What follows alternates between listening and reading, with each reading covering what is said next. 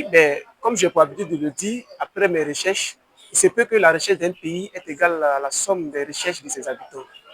Et si l'on n'a jamais appris à ses habitants comment faire pour devenir riche, on ne doit pas s'étonner, on ne doit pas s'étonner que la pauvreté ou le manque d'argent prennent le contrôle total de la vie de ses habitants.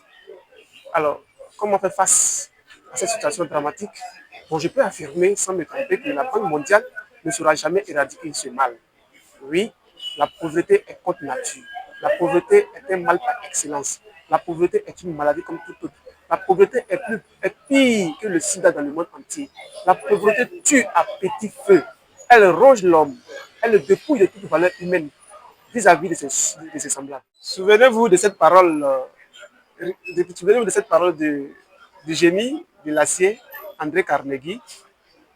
André Carnegie, rien au monde ne crée autant de souffrance, de limitations et d'humiliation que le manque d'argent, disait le génie de l'acier André Carnegie. L'homme qui a connu la pauvreté avant de devenir riche. L'homme le plus riche d'ailleurs en son temps. Et qu'est-ce que André Carnegie voulait dire lorsqu'il affirmait que rien au monde ne crée plus de frustration. André Carnegie voulait tout simplement dire que le manque d'argent tue. Le manque d'argent est plus qu'une maladie. Malgré tout, malgré tous les efforts d'aide et tentatives de solution pour éradiquer la pauvreté, elle demeure. Elle demeure. La Banque mondiale ne fera pas. Oui, pour apporter un soutien tangible à travers le monde, nous avons lancé l'Institut à l'école de la vie. À l'école de la vie, nous apprenions comment faire pour devenir riche, comment faire pour atteindre la liberté financière. L'on apprend et découvre que la pauvreté matérielle est la conséquence directe de la pauvreté mentale et anthropologique. Oui, c'est ce qu'on apprend à l'école de la vie.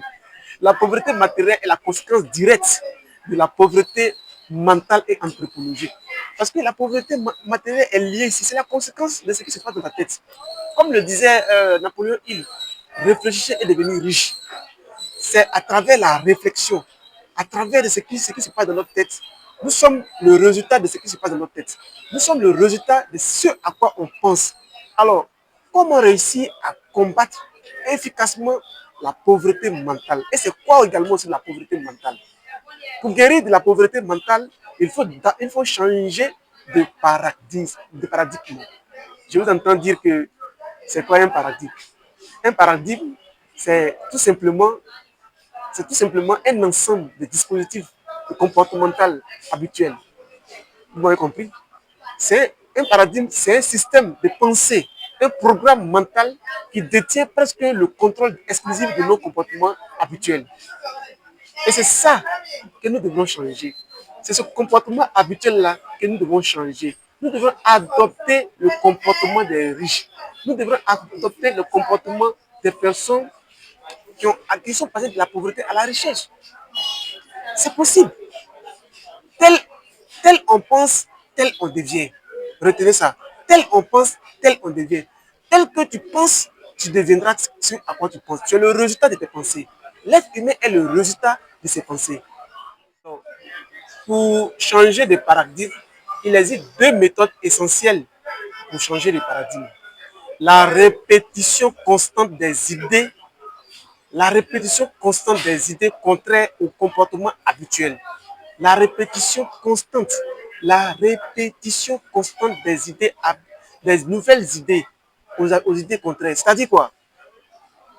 Quand je veux devenir un homme riche, je dois adopter le langage des riches.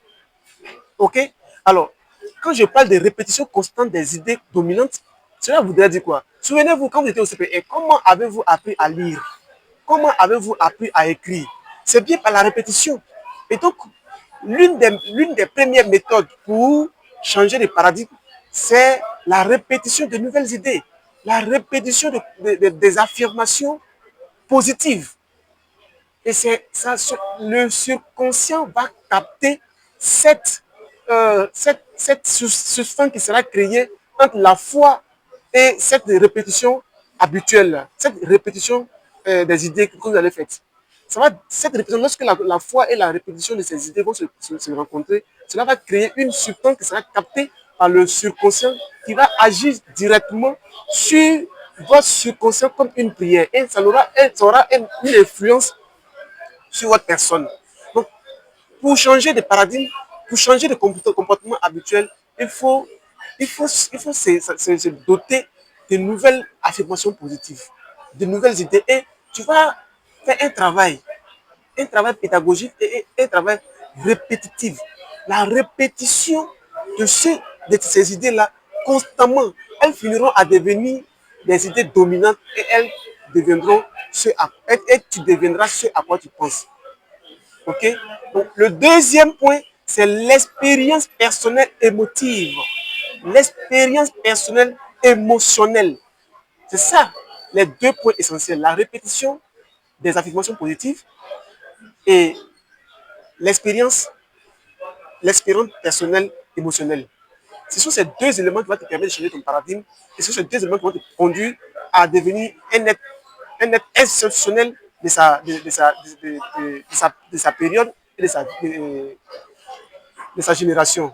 Donc, je vous invite à vous aborder pour que nous puissions agrandir, pour que l'école de la vie puisse grandir avec vous. Il faut s'abonner pour avoir également aussi tous les enseignements et les vidéos qui seront produits par l'école de la vie, l'institution de l'école de la vie.